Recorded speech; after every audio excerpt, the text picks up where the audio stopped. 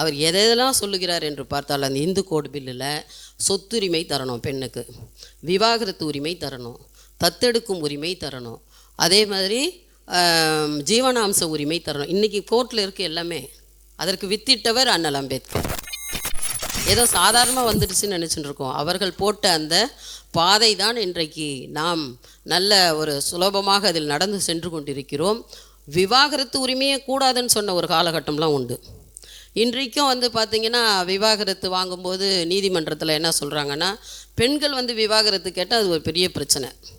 நீ விவாகரத்து கேட்டல, உனக்கு பர்மனெண்ட் அலிமினி கிடையாது, ஜீவனாம்சம் கிடையாது அப்படின்றாங்க. எப்படியா இருந்தாலும் பர்மனெண்ட் அலிமினின்னு ஒரு பெட்டிஷன் போட்டாவே அந்த பெண்ணுக்கு உண்டு. கோர்ட் அதை அனுமதிக்கும். அது தெரியாமல் இவங்க என்ன சொல்கிறாங்க, ஏன் அவங்க தானே விவாகரத்து போட்டாங்க, நாங்கள் ஏன் ஜீவனாம்சம் தரணும், அவர்கள் நாங்கள் கொடுக்க வேண்டாம் அப்படின்ற ஒரு சூழ்நிலை. ஆனால் இந்த பெண்களுக்காக அந்த இந்து கோட் பில்லை கொண்டு புரட்சி செய்தவர் நம்முடைய அண்ணல் அம்பேத்கர் அவர்கள். அவர் இல்லை என்று சொன்னால் இன்றைக்கு இந்த பெண் உரிமை என்பது தந்தை பெரியாரும் அண்ணல் அம்பேத்கரும் இல்லை என்று சொன்னால் பெண் உரிமை என்பதே ஒரு காணல் நீராகத்தான் இருந்திருக்கும். கற்பி, ஒன்று சேர், புரட்சி செய் என்பது தான் அவருடைய தாரக மந்திரம். முதலில் கல்வி தான் செய்யணும். நீங்கள் முதல்ல கல்வியை கற்காமல் எதையுமே செய்ய முடியாது. முதல்ல படி. புரட்சி கவிஞர் பாரதிதாசன் கூட என்ன சொல்கிறார், நூலைப்படி சங்கத்தமிழ், நூலைப்படி முறைப்படி, நூலைப்படி காலையில் படி, கடும் பகல் படி, மாலை இரவு பொருள் படும்படி படிச்சுக்கிட்டே இருன்றார் அவர். ஒரு நேரமும் நீங்கள் வீணாக்காதீங்கன்னு. அம்பேத்கரை எந்த அளவுக்கு புரிந்து கொண்டிருக்கிறோம், அவர் சமுதாயத்திற்காக எந்த அளவுக்கு உழைத்திருக்கிறார்.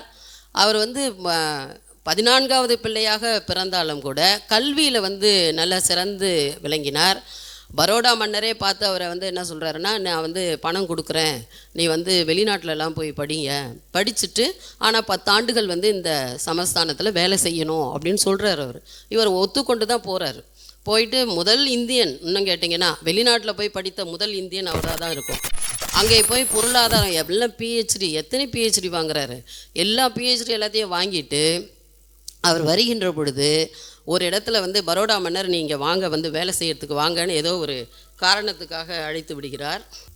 பரோடா மன்னர் அழைத்தார் என்பதற்காக அவர் வருகிறார். அதே மாதிரி அதாவது தீண்டத்தகாதவனாக இந்த சமுதாயத்தில் வாழ்வது எவ்வளவு பெரிய கொடுமை என்பதை பல இடத்தில் அம்பேத்கர் அவர்கள் பதிவு செய்திருக்கிறார். நான் ஏற்கனவே சொன்ன மாதிரி பெண்களுடைய உரிமைக்காக மட்டும் அவர் பாடுபடலை, ஏழை எளிய மக்களுக்காக, ஏதோ அவர் தாழ்த்தப்பட்டவருக்காகத்தான் அவர் பாடுபட்டார் அப்படின்னு நினைக்க. எல்லா மக்களுக்கும் சேர்த்து உழைத்தவர் தான் நம்முடைய அண்ணல் அம்பேத்கர் அவர்கள். ஏன்னா இலவச சட்ட உதவின்றத ஒரு ஷரத்தை கொண்டு வந்தது அண்ணல் அம்பேத்கர் தான்.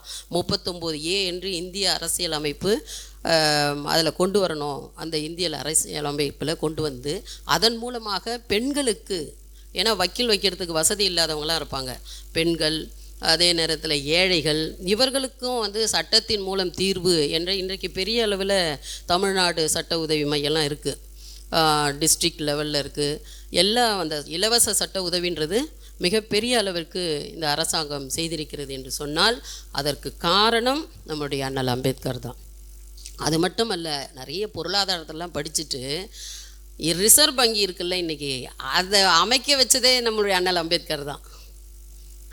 இந்த இந்திய நாணயம் இருக்கு, அதை பற்றி பேசுகிறதுக்கு கூப்பிடும் போதெல்லாம் அதை என்னுடைய ஒரு என்ன சொல்கிறது, ஒரு அதை பற்றி பேசுவதற்காக அவரை மிகப்பெரிய பெருமைப்படுத்தி அழைத்து பேசுகிறார்கள். அதை ஏன் அப்படி இந்திய நாணயம் வைக்கணும் என்ற அளவுக்கு அந்த பொருளாதாரத்தை மிக அற்புதமாக படித்த ஒரு பெருமகனாராக இவர் இருக்கிறார். இவ்வளவு படித்த ஒரு அம்பேத்கரரை அவர் அந்த பரோடா மன்னரை கூப்பிட்டாரு, வேலை செய்யலான்னு வரும்பொழுது ஒரு இடத்துல தங்கணும். ஏன்னா உடனே வந்தவொடனே பரோடா மன்னர் ஒரு அலுவலகம் கொடுத்து உட்காருங்க வேலை செய்யுங்கன்னு சொல்ல முடியாது. எனவே அந்த மிசாவுக்காக காத்திருக்கிறேன் என்ற அந்த புத்தகத்தில் அழகாக பதிவு செய்திருக்கிறார் அண்ணல் அம்பேத்கர் அவர்கள். மிசாவுக்காக காத்திருக்கிறேன், ரொம்ப சின்ன புத்தகம்தான்.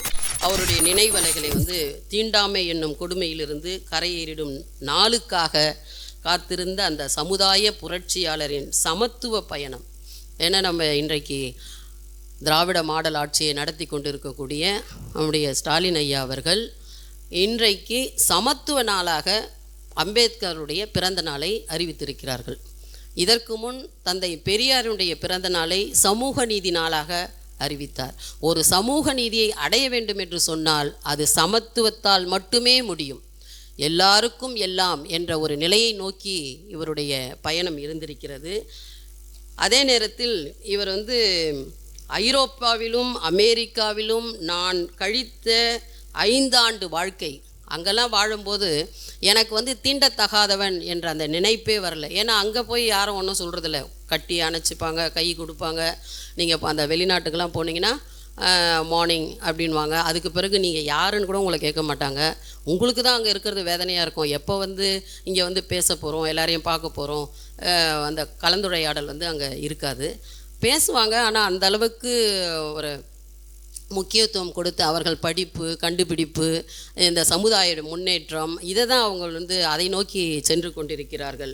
இவர் இந்த பரோடா மன்னர்கிட்ட வரும்பொழுது அவர் பார்சி உணவு விடுதியில் தங்கிறதுக்காக வர்றார். அங்கே வரும்போது இவர் மகர் அப்படின்ற ஒரு இனத்தை சேர்ந்தவர் அப்படின்றத சொல்லக்கூடாது. அவர் என்ன பண்ணுறாரு, அந்த விடுதியில் இருக்கக்கூடிய அவர் யார் யார் எந்தெந்த ரூமில் இருக்காங்கன்னு எழுதிட்டு போவார். அவர் வரப்போகும்போது என்ன பண்ணுறாருன்னா, இவரை பார்த்துட்டு இல்லையே நீ பார்சி இல்லையே அப்படின்னு சொல்லி கண்டுபிடிச்சிட்றாரு. கண்டுபிடிச்சவொடனே இவருக்கு என்ன பண்ணுறதுன்னு தெரியல. என்ன இப்படி சொல்கிறார் இவர் அப்படின்னு சொல்லிட்டு, இல்லைப்பா உனக்கு நான் அப்போ நிறைய பணம் தரேன், சொல்லாத, என்னை பார்சின்னு எழுதிக்கிறியா அப்படின்றார். சரி எழுதிக்கிறேன், நீயும் சொல்லாத நானும் சொல்ல, எனக்கு பணம் கொடுன்னு சொல்லி பண்ணுறாரு. காலையில் தேநீர் கிடைக்கும், அதுக்கப்புறம் காலை உணவு, மதிய உணவு, இரவு, இப்படி காலங்கள் சென்று கொண்டிருக்கிறது. ஆனால் ஒரு நேரத்தில் என்ன ஆகுதுன்னா, கண்டுபிடிச்சிடுறாங்க இவர் பார்சி இல்லை அப்படின்றத. கண்டுபிடிச்சி 10-15 அந்த பார்சி மக்கள் அவர் தங்கியிருந்த ரூம் கிட்ட நிற்கிறாங்க. இவருக்கு ஒன்றுமே புரியல. கதவை திறந்து பார்த்தா அன்னைக்கு சாவு உறுதி. அந்தளவுக்கு கத்தி கவடாலாம் வச்சுக்கிட்டு மிரட்டக்கூடிய துணியில், நீ எப்படி இங்கே தங்கியிருக்கிற, உனக்கு எவ்வளவு தைரியம்? ஏன்னா ஒரு விடுதியில் தங்கிறது ஒரு பெரும் பிரச்சனையாக. இன்றைக்கெல்லாம் நம்ம எல்லாம் எங்கே போகிறோமோ விடுதியில் போட்டு தங்குறோம், அதெல்லாம் ஒரு பிரச்சனையும் இல்லை. ஆனால் அன்றைக்கு அவ்வளவு பெரிய பிரச்சனையாக இருக்கிறது. அவர் ஒன்றுமே பேசவில்லை. அதான் அங்கே இருக்கக்கூடிய செய்தி. அப்படியே மௌனமாக இருக்கிறார். நான் பேசியிருந்தால் என்னை அன்றைக்கு கொலை செய்திருப்பார்கள் என்று அவர் பதிவு செய்கிறார். உடனே அவர் என்ன பண்ணுறாரு, எனக்கு 1 வாரம் கொடுங்க. இதுக்கு நடுவுலேயே இவர் இந்த பிரச்சனை வந்துருச்சுன்னா என்ன பண்ணுறதுன்னு பரோடா மன்னர்கிட்டே ஒரு அரசாங்க ஒரு ரூம் மாதிரி எனக்கு கொடுங்க, ஒதுக்குங்க, நான் அங்கே தங்கிக்கிறேன்னு கேட்குறாரு. ஆனால் அது 1 வார காலம் ஆகும்னு நினச்சிட்டு இருக்காரு. ஆனால் அதுங்காட்டியுமே இந்த பிரச்சனை வந்துடுது. உடனே இவர் என்ன பண்ணுறாருன்னா, நம்ம வெளியில் போயிடணும், 1 வாரம் டைம் கேட்டு பார்ப்போன்னு கேட்குறாரு அவங்கக்கிட்ட, அந்த பார்சி மக்கள்கிட்ட. எனக்கு 1 வாரம் நீங்கள் நேரம் கொடுத்தீங்கன்னா, வாய்ப்பு கொடுத்தா நான் காலி பண்ணி போயிடுறேன், நான் உங்களுக்கு தொந்தரவு செய்ய மாட்டேன். இவங்க என்ன சொல்கிறாங்க, இப்போ போறியா இல்லை எல்லாத்தையும் தூக்கி வெளியில் போட்டுறவா அப்படின்னு கேட்குறாங்க. உடனே இவர் சொல்கிறார், இல்லைங்க நான் மாலையே போயிடுறேன், மாலைக்கு வரும்போது ஏதாவது இருந்துச்சுன்னா அவ்வளோதான், நடக்கிறதே வேறு அப்படின்னு சொன்ன உடனே அவர் மாலையே காலி செஞ்சுட்டு வெளில வந்துடுறார். எங்கே போகிறதுனே தெரியல. அவர் பார்க்குறாரு, ஒரு இந்து ஃப்ரெண்டு இருக்கார், நண்பர். ஏன்னா வெளிநாட்டில் படிக்க போகும்போது இந்து கிறிஸ்தவர்கள் இவர்கள்லாம் அவருக்கு நண்பராக இருந்திருக்காங்க.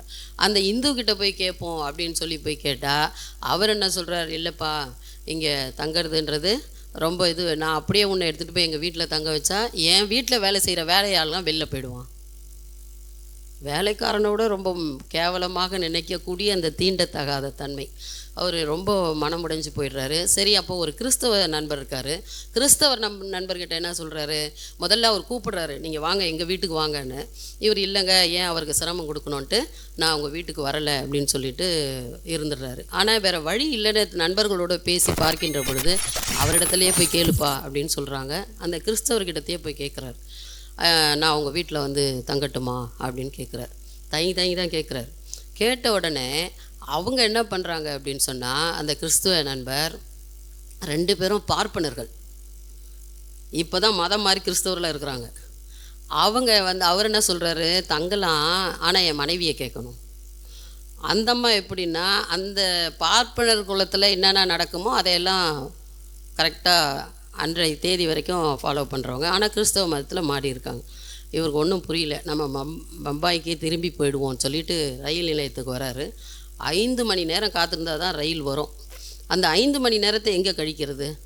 பொட்டி படிக்கையெல்லாம் வச்சுக்கிட்டு அவர் ரொம்ப மிரட்சியாக இருக்கார், ரொம்ப வேதனைப்படுறாரு. என்னடா இப்படிலாம் ஒரு படித்தவனு கூட இந்த தீண்டத்தகாத தன்மை விரட்டுகிறதே.